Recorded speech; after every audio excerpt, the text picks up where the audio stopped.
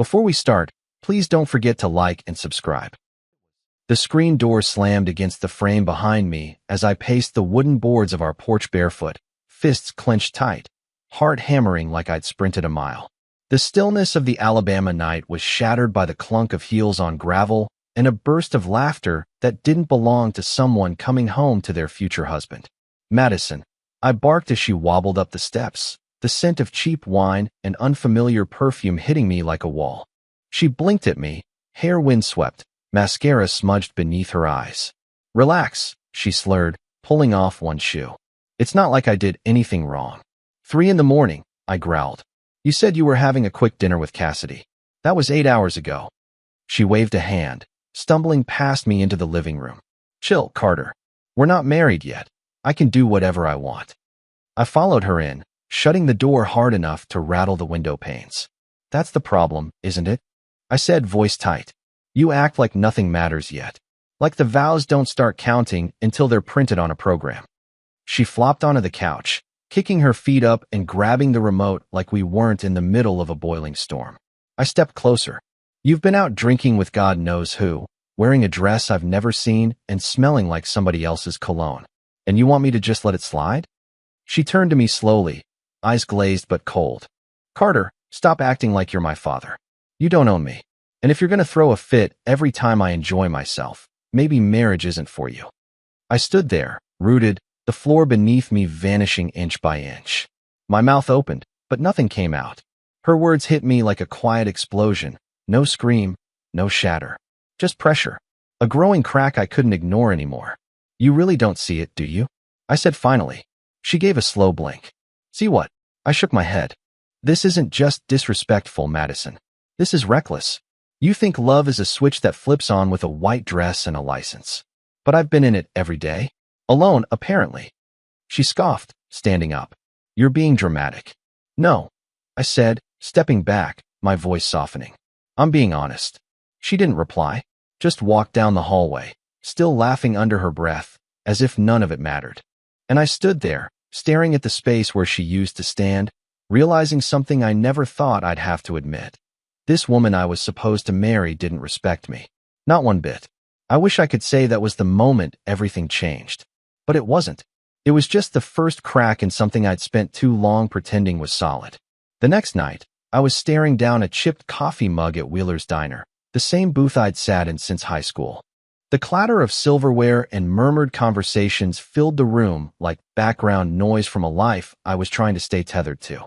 Jake sat across from me, elbows on the table, stirring his third coffee like he had all night. So, he said, not looking up. She came home at 3 a.m, laughing. Yeah, and said, we're not married yet. I can do whatever I want. I nodded once. Jake gave a quiet chuckle. That's wild, man. I didn't laugh. He looked up then. Jake's the kind of guy who always spoke like he was leaning into the truth, whether you wanted to hear it or not. We'd been best friends since Little League. I knew what was coming. That ain't love, he said simply. That's disrespect. I know, I muttered. No, I don't think you do. He leaned back, eyes narrowing. Because if you did, you wouldn't still be trying to explain it to yourself like it's just some phase. I gripped my mug tighter. She was just out with her friends. Jake raised an eyebrow. Smelling like wine and strangers? I sighed, staring out the window at the dark Alabama street. It'll be fine after we're married. Jake didn't respond at first, just took a slow sip of coffee. Then he set his mug down, hard enough to make the salt shaker rattle. That's the dumbest thing you've ever said. I snapped my head toward him. Excuse me. He didn't flinch. You think a wedding changes people? Carter, if she's out here treating you like a speed bump now, what makes you think vows are going to change her brakes? My jaw clenched. People change. No, Jake said flatly. They reveal. And Madison? She's showing you exactly who she is. I slammed my cup down so hard coffee sloshed onto the table. You think I don't know that? You think I haven't seen it? I stopped, swallowing hard. I've just built so much around this. Around her. Jake leaned forward. Then maybe it's time to start tearing it down before it takes you with it. I rubbed my temples, silent. The weight behind his words was heavier than I wanted to admit. After a long moment, I said, I already paid the venue deposit. My name's on every contract. Her family's flying in from Texas. You want me to blow all that up because she stayed out late? I want you to stop pretending you're marrying someone who respects you, Jake replied. That one hit deep, deeper than I expected. He sat back again, voice quieter now. But I get it. You're loyal. Always have been. And maybe part of you still believes she'll come around. I looked at him, eyes stinging. I thought maybe she was just scared. Maybe she's testing the edges before locking into something real. Jake shook his head, not unkindly. A test's one thing. A pattern? That's a red flag waving so hard it's about to take flight. I didn't say anything. Couldn't. The waitress came by to refill our mugs. Jake nodded politely, then turned back to me. Look, man, he said gently. Whatever happens, I got your back. Always. I met his eyes and saw it. Not judgment, but that steady, unshakable loyalty he'd always carried. Thanks, I said, voice rough. Means more than you know. He nodded once. Just don't wait till you're standing at the altar to realize you're the only one who showed up. We sat in silence after that. Two men, one truth hanging in the air between them. Outside, the diner lights flickered, and somewhere deep in my gut, I felt the tremor of a decision not yet made, but coming. Madison's parents lived in a two-story colonial nestled just outside Prattville, with a backyard that always smelled like sweet tea and smoked hickory. String lights dangled between pine trees, casting a soft glow over folding tables, lawn chairs, and a grill already working overtime. You could hear someone's cousin tuning a guitar in the corner, and the screen door never stopped swinging. But there was one thing missing. Madison. I stood near the grill with a paper plate in one hand, ribs piled high, trying to look relaxed while dodging the glances. Every new car pulling up sparked a flicker of hope that she'd finally shown, only for it to be another aunt or college roommate, waving brightly and calling my name like everything was perfect. Carter. Someone shouted across the yard. Where's the bride-to-be? I forced a smile. Running late, I think. I didn't add that I hadn't heard from her since noon, or that her phone had gone straight to voicemail since 4. Madison's dad clapped me on the back as he passed with a tray of baked beans. Women, huh? He said with a chuckle. Probably lost track of time getting her nails done. I laughed lightly, nodding, though it felt like a brick dropped in my stomach. I looked at my watch for the 4th time in 5 minutes. I moved to a quiet corner near the drinks cooler, trying to catch my breath. My smile had started to hurt, and my neck felt tight from pretending to be the steady one. That's when I saw her, Cassidy. She stepped up beside me, barefoot on the grass, holding a lemonade in both hands. Her brown hair was pulled into a loose braid, and she wore this soft, knowing expression like she'd already seen the end of the story I was trying to avoid. Hey, she said gently. Hey, Cass. She glanced around, then back at me. Still no sign. I shook my head. No text. Nothing. She nodded once, taking a sip. You okay? I let out a breath. Define okay. Her lips curled in something close to a sad smile. You're doing a good job pretending. I huffed. That obvious? Only to people who pay attention. I looked at her then. Really looked. And for a second, the mask slipped. She does this thing, I said quietly, where she disappears, but not physically. Just emotionally checks out. And I keep waiting for her to come back.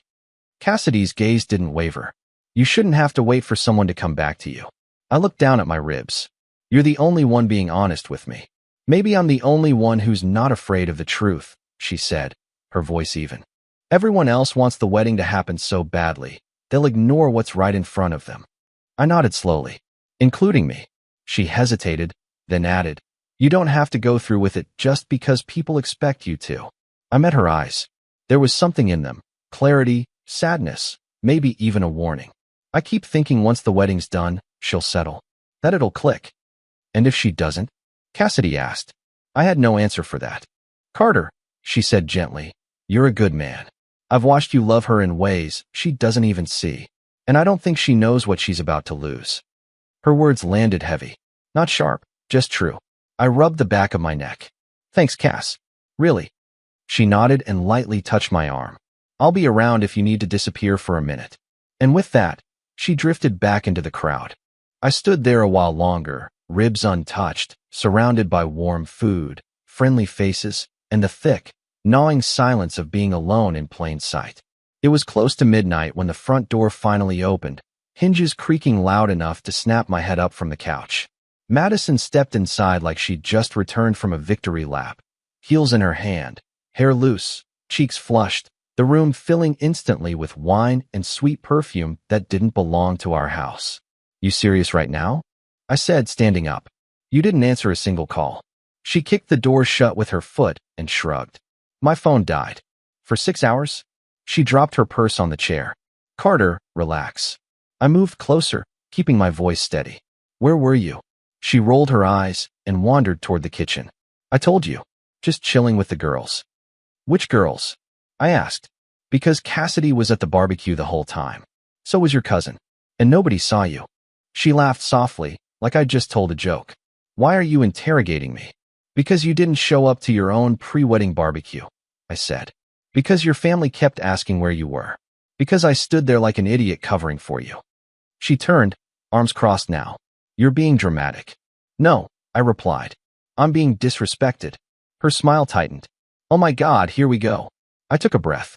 "You don't get to disappear, ignore me, embarrass me in front of your family, and then walk in here like nothing happened." She tilted her head, studying me. "You're acting insecure." I let out a short laugh. "This isn't insecurity. This is basic respect." She stepped closer, lowering her voice like she was calming a child. "You need to stop overthinking everything. I need you to start caring." I shot back. Her expression hardened for a split second, then smoothed over into something practiced. "Carter," she said slowly, "it'll all be better after we're married." The words landed wrong. Too rehearsed. Too convenient. I stared at her. "You really believe that, don't you?" She sighed. "Yes. I'm stressed. The wedding's a lot. Once it's over, I'll settle down." "So I just absorb all of this until then?" I asked. "I just accept being treated like an inconvenience." She shrugged again. "That's not what I said." "That's exactly what you said." She walked past me toward the hallway. "I'm tired. I don't want to fight." I followed her a step. "You don't want to fight because you don't want accountability." She stopped and turned sharply. "Why are you trying to ruin this?" "I'm trying to save it," I replied. She stared at me, then scoffed. "You're exhausting." That one cut deep. She headed toward the bedroom, tossing over her shoulder, "We'll talk tomorrow." I didn't follow. I stood there in the living room, lights low, her perfume still hanging in the air, replaying her words again and again. "After we're married." Not an apology, not a promise, just a delay. And for the first time, I understood it wasn't confusion on her face. It was control. The sun was barely up when I pulled into the florist's parking lot, the sky still bruised purple and gold. The bell over the door chimed as I stepped inside, the smell of lilies and roses washing over me like irony. The woman behind the counter smiled. "Morning. Picking up?" "No," I said quietly. "Canceling." She paused. "Excuse me." "Carter Hale," I added. "Wedding order. Saturday delivery." Her fingers stopped on the keyboard. "The magnolia bouquet?" "Yes." She looked up, concern flickering. "Is everything all right?" I nodded once. "It will be." She typed a few more keys. "Done." I stepped back into the morning air and exhaled like I'd been holding my breath for days. Then I sat in my truck and made the second call. "Bridal Boutique," a cheerful voice answered. "This is Carter Hale," I said. "I need to stop payment on an order." A pause. "Madison's gown?" "Yes." Silence stretched. "Okay," the woman finally said. "Payment has been halted." I hung up and stared through the windshield. My hands weren't shaking. That surprised me. 3 hours later, there was a knock on my door, sharp, frantic. I opened it to Madison standing there, eyes red, hair pulled back like she hadn't slept. "What did you do?" she demanded. I leaned against the doorframe. "You should come inside." She pushed past me, pacing. "The florist called. The boutique called. You embarrassed me." I closed the door slowly. "You embarrassed yourself." She spun around. "You're punishing me." "No," I said. "I'm protecting myself." Her voice cracked. "You don't mean this." "I do." She rushed toward me, grabbing my arm. "Carter, please. You're overreacting. I told you, it'll be better after." "Stop," I said calmly, pulling my arm free.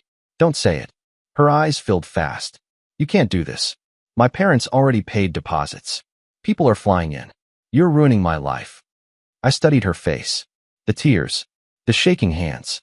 "Your life?" I asked softly. "You haven't once asked what this did to me." She opened her mouth, then closed it. I waited. I continued. "I defended you. I swallowed things that didn't sit right, because I thought commitment meant endurance. She sobbed now, voice breaking.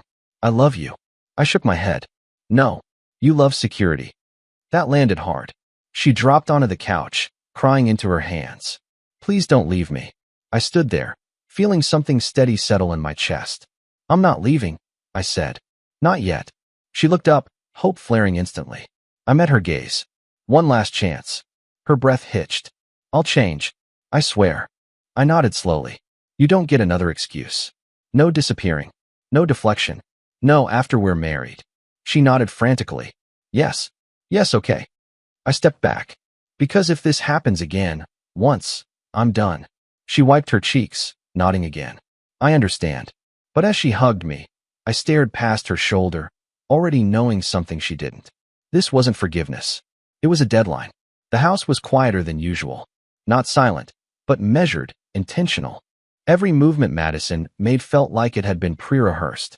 Her voice had a softness it never carried before, and every, I love you, was delivered like a line she couldn't afford to mess up. On Monday, she left sticky notes on the fridge. Have a great day, future husband. Tuesday, she texted me around lunchtime. Just thinking about you. Can't wait for Saturday. I replied with a smiley face. Nothing more. By Thursday, she was cooking dinner.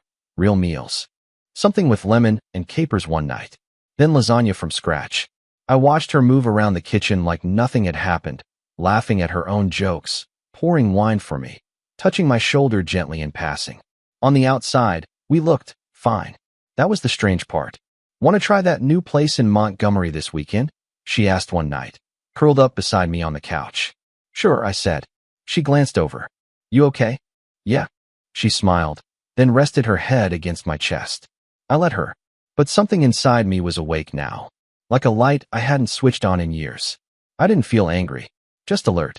Watching her, not with suspicion, but with clarity. Everything she did now lived under a quiet microscope I never meant to hold. We sat through dinners at candlelit restaurants, clinked glasses with other couples at double dates, posed for smiling selfies in front of sunsets. But I noticed the patterns. The new rhythm she'd adopted. Like she was playing the role of Madison, the good fiancé, and hoping I wouldn't notice the rewrite. She was on her best behavior. I never told her I was watching to see how long she'd hold it. One night, late, I sat in the living room while she slept upstairs. The lights were dim. Just the ticking of the wall clock and the soft hum of the AC filled the space. I opened my phone and tapped on Jake's name. Typed. You were right. Should have listened. Then I stared at it for a while. Jake had called once that week. I let it ring out. No voicemail. He was giving me space, like a friend does when you're walking a tightrope and they don't want to shout you off balance. I started to type more. It's like she's wearing a costume now, and I'm supposed to pretend it's who she's always been. I sat back, thumb hovering over send. But after a long pause, I hit delete. Because I wasn't ready for Jake to know I hadn't made a final call yet. I wasn't even sure I wanted someone to echo my own doubts back to me. Not when Madison was finally trying. Not when everything was quiet. Not when I was waiting. That night, I climbed into bed beside her. She murmured something sleepy and reached for my hand. I gave it, but I didn't squeeze back. It was almost midnight. The windows rattled with a soft wind rolling off the fields, and the silence in the house felt heavier than usual. I was sitting on the edge of the bed, scrolling absently through my phone, still dressed from dinner, but with no energy left to undress. Tomorrow was supposed to be the day, our wedding day. The culmination of every RSVP, every floral deposit, every strained conversation with her mother about table linens. The house had been still since early evening. Madison had left for her bachelorette party around 7, shouting something over her shoulder about not waiting up. I hadn't planned to. But then came the crash. A sharp, sudden thud from the front entryway. I was down the stairs before I could even grab my phone, heart pounding, already bracing for what I knew deep down wasn't going to be good. She was half slumped against the wall by the time I reached the hall. Hair tangled, one heel missing, the other barely hanging on her foot. A dark smudge marked her cheek, and beneath her left eye, something swollen and red had already begun to bloom. Madison. She looked up, dazed but smiling like it was all part of some joke only she knew. Oh hey, baby, she slurred, trying to stand upright, then sinking back to the floor with a wince. I crouched beside her, instinct overriding everything else. What happened? She waved me off with a lazy hand. Tripped while dancing. Floor was slippery. I stared at her, the story as hollow as the look behind her glassy eyes. You tripped and hit your face? Yup, she said, popping the pea like it was a party trick. Cassidy said the same thing. I'm fine. But she wasn't. Her dress strap was twisted, one side of her makeup smudged completely off, mascara running uneven tracks down her cheek. The bruise under her eye wasn't tiny. It was the kind you don't get from a simple stumble.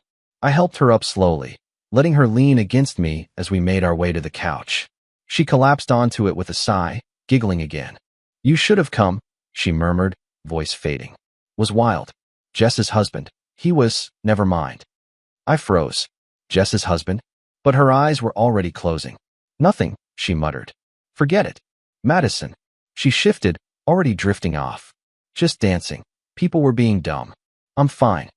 I stood there for a long moment, staring down at her. The blanket slipped off the edge of the couch. I picked it up, tossed it gently over her shoulders. Then I sat across from her, hands steepled in front of my face. The bruise. The slur. The sudden switch in tone when she mentioned someone's husband. It didn't add up. But I didn't press. Not tonight. Not now. I watched her breathe. Watched the way her body sagged into the cushions like she hadn't felt safe relaxing in days. Or maybe hadn't cared to. And still, in the center of my chest, something sank low and slow like a stone hitting deep water. Not rage. Not panic. Just dread. The kind that didn't shout. The kind that whispered, you already know. While we're here, please press like and let me know you're with me. The church was quiet that morning, but not in a peaceful way. More like the stillness before a storm. Sunlight slanted through the stained glass windows in quiet beams, dust drifting like suspended time.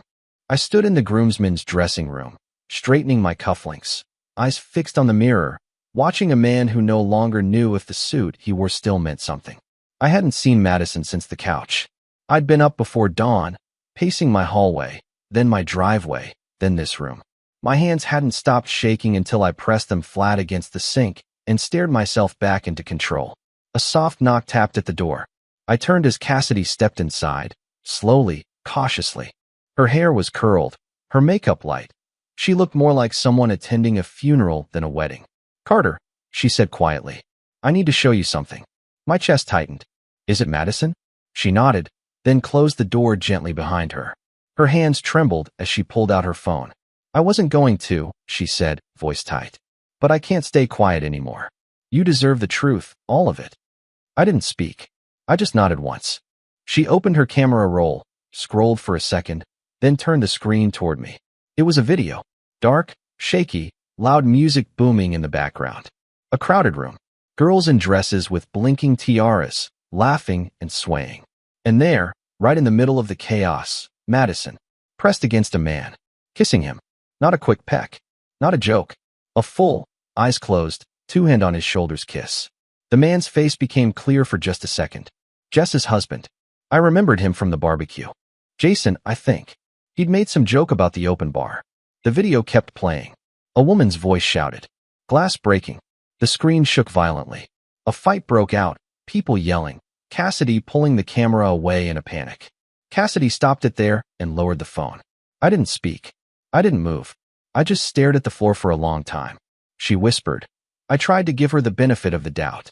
But after last night, after seeing your face while you stood alone in our backyard, she swallowed. I couldn't lie to you anymore. I nodded once. The pressure in my chest felt like it might cave in, but somehow, I kept my voice level. Thank you. Cassidy blinked, surprised. That's it.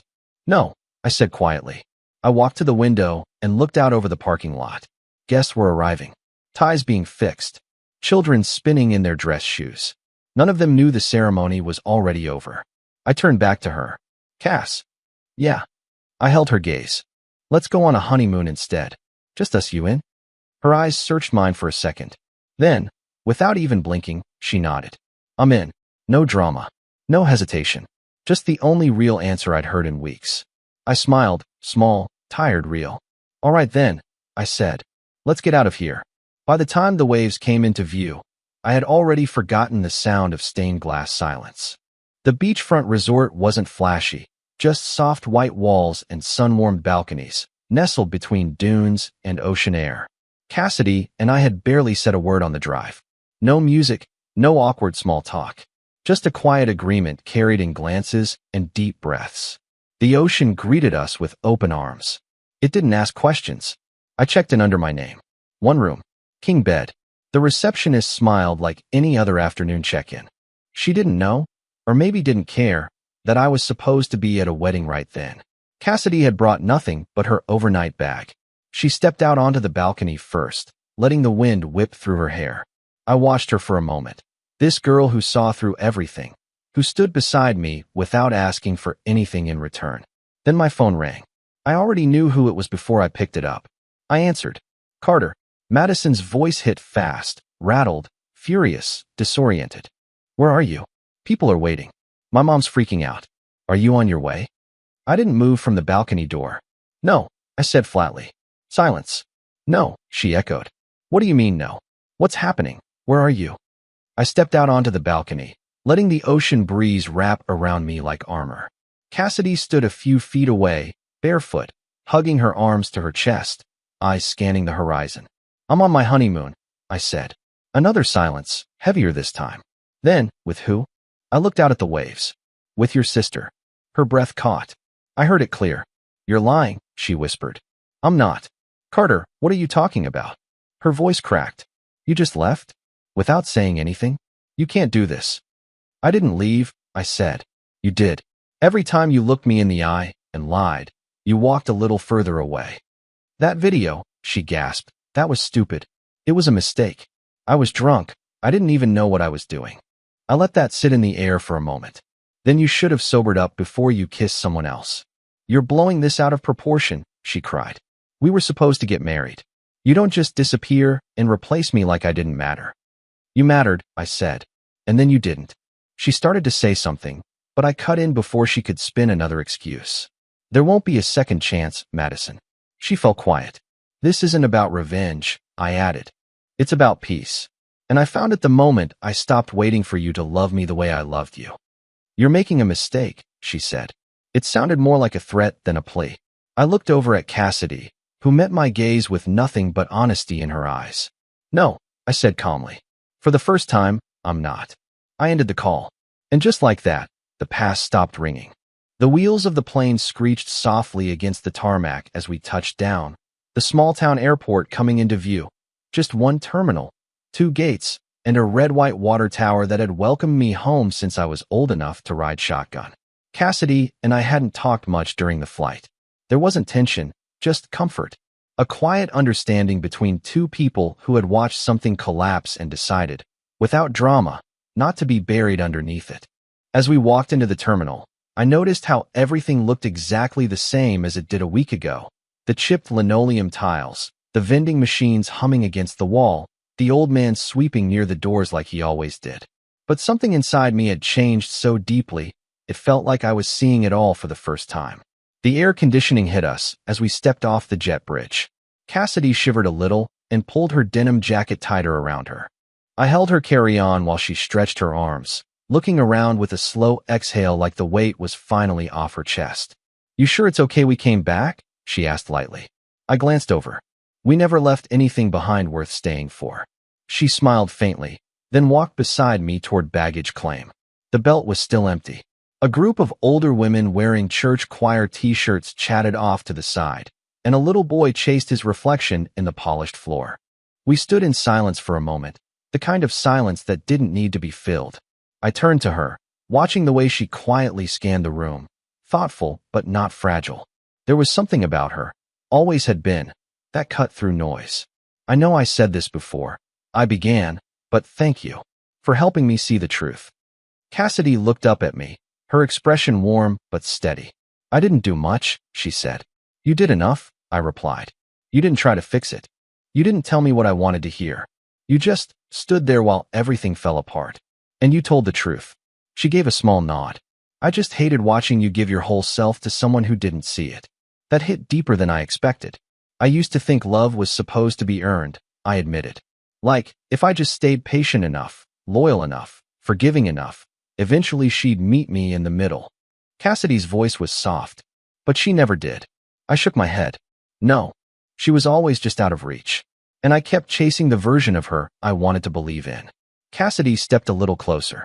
The version of you was always real, Carter. You didn't need to earn love. You were love. That quiet truth landed like a calm wave. Not painful, just clarifying. My duffel bag finally appeared on the carousel, turning the corner slowly like it was taking its time too. I grabbed it and slung it over my shoulder. You ever think about how weddings are supposed to be the start of something? I asked. Yeah, she said. I think mine was the end. Cassidy smiled. Then maybe this is where something better begins. There was no awkwardness in the way we looked at each other. No confusion. No guessing games. Just peace. As we stepped outside, the Alabama sun hit our skin like a long-awaited truth. Warm, honest, unforgiving in the best possible way. Cassidy squinted at the sky, then turned to me. So what now? I exhaled and adjusted the strap on my shoulder. I don't know, but wherever I'm going next, I'm not going alone. She didn't need to answer. She just nodded once. And together, we walked forward into the sunlight. No plan, no script, just two people finally free from the weight of pretending. The bell over the door gave its usual chime as I stepped back into Wheeler's diner. Same cracked leather booths. Same smell of fried eggs and burnt coffee. Same waitress, Pam, giving me a nod like I hadn't just skipped my own wedding. Jake was already there, sitting in our usual booth by the window, sipping coffee like it was any other Thursday. He looked up, squinted, and grinned. Well, look who survived. I slid into the booth across from him, dropping my phone on the table and exhaling. Barely. Where have you been? Nobody's heard from you since. He stopped, leaned in with mock seriousness. You skipped town with the bride's sister. I raised a brow. Is that what people are saying? He smirked. Among other things. Pam came by and refilled his mug, gave me a look like she wanted to ask something, but thought better of it. I nodded politely, ordered coffee, then turned back to Jake. I owe you an apology, I said. Jake leaned back. You don't. I do, I insisted. You told me the truth. You told me to walk away. I fought you on it. He shrugged. You were in it. You loved her. I didn't expect you to listen. Well, I should have, I said. Would have saved me from nearly saying vows to someone who couldn't even respect my time, let alone my heart. Jake gave a low whistle. So what happened, really? I paused, then smiled. Let's just say Cassidy had the guts to show me what I refused to see. His brow lifted. She told you. She showed me a video. Night of the bachelorette party. Madison was kissing Jess's husband. Jake's mouth dropped open. You serious? I nodded. Dead serious. He let out a stunned laugh. Man, that explains everything. What do you mean? Jake took a sip of his coffee, then leaned in. You missed a show? Whole wedding turned into a circus. I raised an eyebrow. Do tell. Well, Jake started, grinning like he'd been waiting to spill this. Guests showed up to the church, and you weren't there. First 10 minutes. People thought you were just running late. Then the clock kept ticking. And ticking. Then the whispers started. Let me guess. Madison tried to cover? Oh, she tried. But Cassidy was gone, too. And someone said they saw you two leave town that morning. I shook my head. It wasn't planned. It just happened. Well, her mom was crying. Her dad was red in the face yelling about humiliation and how dare he. One of the groomsmen asked if there'd still be food. And Madison? What did she do? She collapsed. Full-on meltdown. Screaming at her sister over voicemail, blaming her parents, blaming the planner. At one point, she yelled, I was stressed, like that explained everything. I stared down at my coffee. I believed that. She always thought pressure justified betrayal. Jake was quiet for a second, then said, So you good? I nodded. Yeah, for the first time in a long while. He leaned forward. You really left all that behind? Not just the wedding, I said. The chasing. The hoping she'd become someone else. Jake raised his mug. To letting go. I raised mine in return. To seeing things clearly. We clinked. Then I leaned back, gaze steady. You were right, Jake. About what? Respect doesn't magically appear after a signature. Jake grinned. No, it doesn't. But peace? That shows up the second you stop trying to earn something that should have been given freely. I looked out the diner window, watching the slow drift of clouds across the pale morning sky. And I felt it. Not the sting of what I'd lost, but the steady calm of knowing I didn't lose anything worth keeping. And that was the end of my story. Cassidy could have stayed quiet like everyone else, but instead, she showed me the truth, knowing it might tear her own family apart. If you were in her shoes, would you have done the same? Let me know in the comments. And if this story hit you somewhere real, don't forget to like the video and subscribe for more.